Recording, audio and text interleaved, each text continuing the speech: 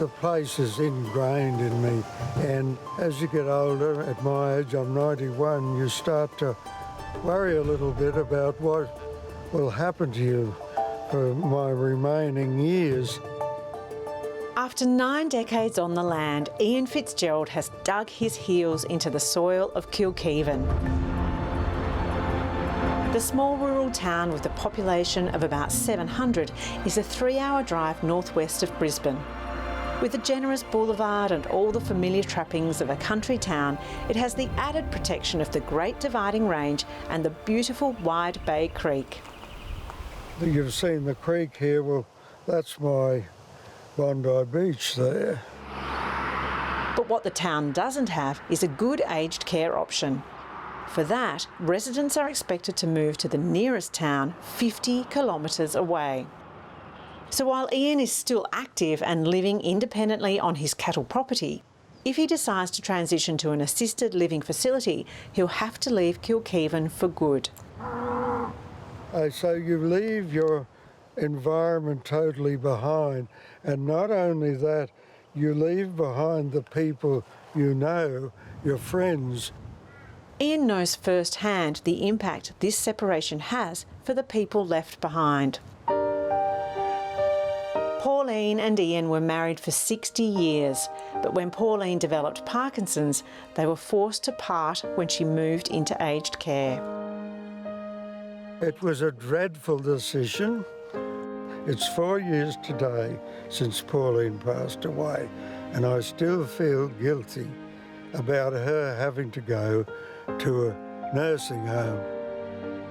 Thank goodness I didn't really put the white flag up. Pauline herself, the doctor and family, it was an unanimous decision that she'd have to move on. If you excuse the term, it was gut-tearing, and it still is. It seems that we've been forced to make big ad hoc decisions when we're at our most vulnerable. A fighting spirit is hereditary in the Fitzgerald family. Pauline and Ian's daughter Rosemary is leading the fight for a local aged facility to open in Kilkivan. We've got to stop regarding aged care or health care even as a commodity and look at it as a care opportunity. The council already owns the land for the project, but they need government funding to get it built. The plan is to build self-contained, disabled access homes for residents who can no longer live on large acreages but don't want to leave the town. As 40% of the town's population is over 55, it's becoming a pressing issue. There's no one talking about wanting to leave. They all talk about fearing having to go. So we really need to address that. And so that's what I'm advocating. I suppose I've known nothing different, really. I've grown up here in my schooling years, and all the young people like Mavis and I were going to the dances and things, and you meet people through your lifetime and you just think to yourself, oh, I'd miss so much. At 82 years young, Dawn Choat has no plans to slow down. She still runs a store in town and is a regular volunteer at the local museum. And my little great-grandson says to me sometimes, Grandma, are you going to Brisbane? I say, no, darling, I'm not going to Brisbane. It's just one of those things, when you're brought up in a small country town, it becomes part of you, and I think that's the important part of it. You do what you have to do, and you look out for your mates and things like that to see that, mates, yeah. And see that they're all happy and contented, and that's very important, I think. There were people in their 80s and 90s who were and still are volunteering madly, contributing every week to this community, and that was actually a key part of their terrific health, overall health and well-being.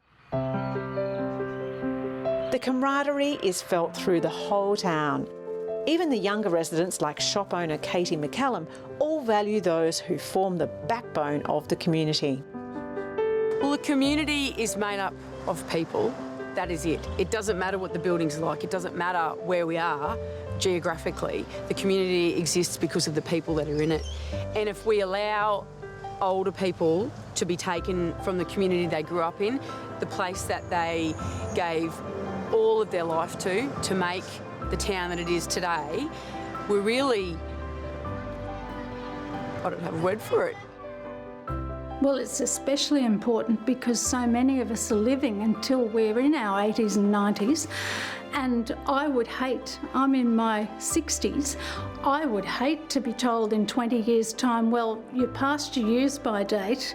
Sorry, girl, off you go to Gympie or somewhere else, because it's not convenient for this society to worry about your particular cohort anymore. You've had your turn. And Rosie is determined not to let that happen to her father, Ian.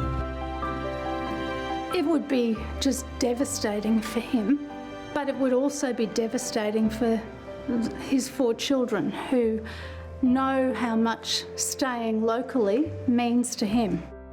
If I were to go into care in a big city or even a mid-sized city, it's definitely a foreign land. And that's not denigrating the people who would look after me. It's just they're different people. They're strangers.